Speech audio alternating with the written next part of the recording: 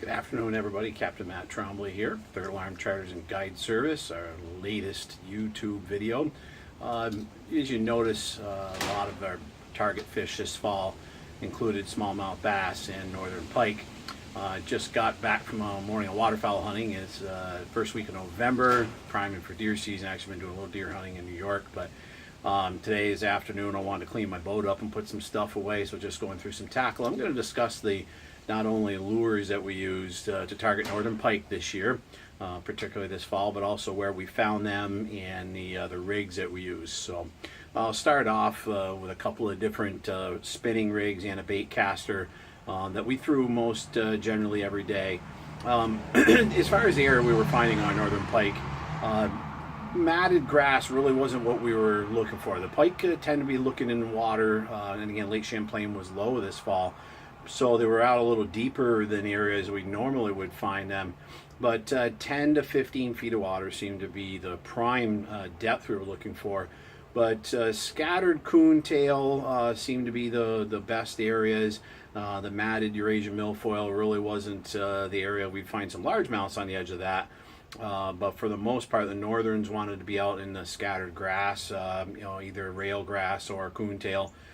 Is where we, again, we found them in those depths, and generally working the baits right over the top of those weeds. So, the first one that I was throwing, I throw this quite a bit, as a medium heavy bait caster with either a 5 or a 6-inch Daddy McLure's Viper swim bait. I like the perch pattern, a ton of yellow perch in Lake Champlain. Definitely take fish on that, and again, any of these baits you take bass on as well.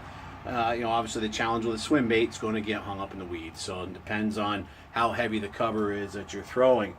One of our top go-tos, good old standbys, and a lot of us, there's new baits that I've been throwing and trying lately, but one of our top baits is the Johnson silver minnow, and usually put a grub on it, some sort of trailer. This is the magnum size Johnson silver minnow, a lot of roll and flash, steady retrieve, running them on a medium heavy spinning rod.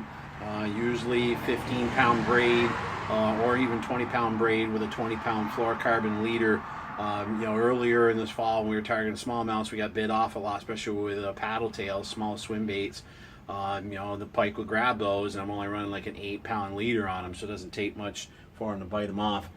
Again, depending on the water clarity and the sunlight, another one here in the chartreuse and gold Johnson silver minnow, again with a white grub on the back of it.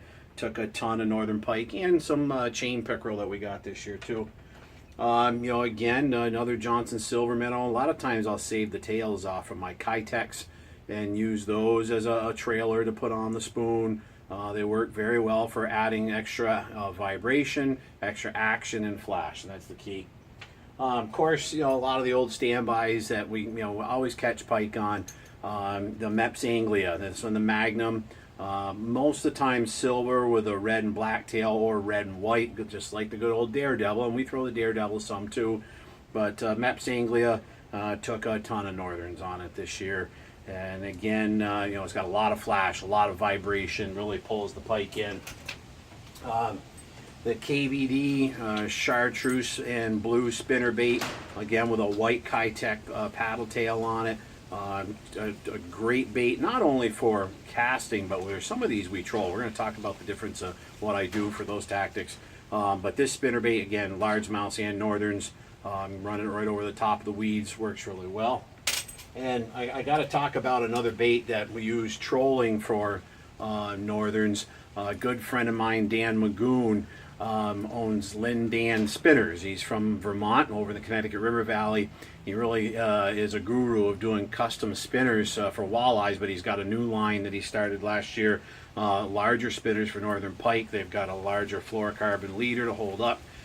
This one he did up for me in a Fire Tiger, and again I'll run a small paddle tail and some bright beads on it. And those bright colors northerns really like. And you can cast this, but these baits seem to work better trolling.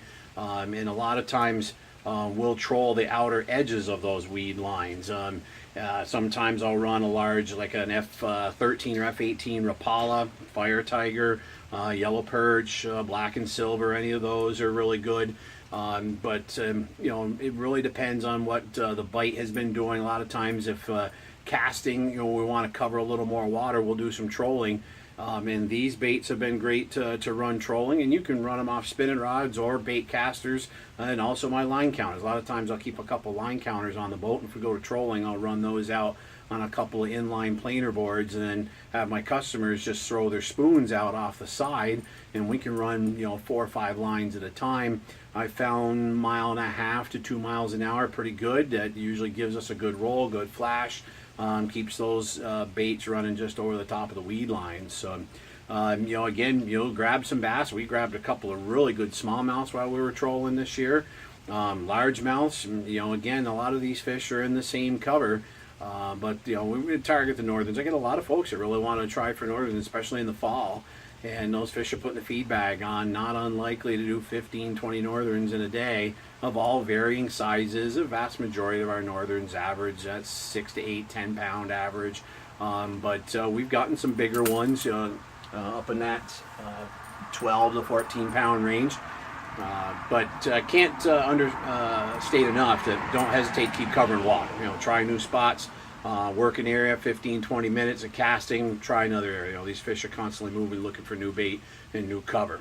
We're going to be have some new videos coming out. I'm going to be talking about in the next couple of weeks about other ways to use some of the Daddy Mac lures that we use. I'm also going to talk about some finesse tactics that we use for smallmouths and largemouths this summer.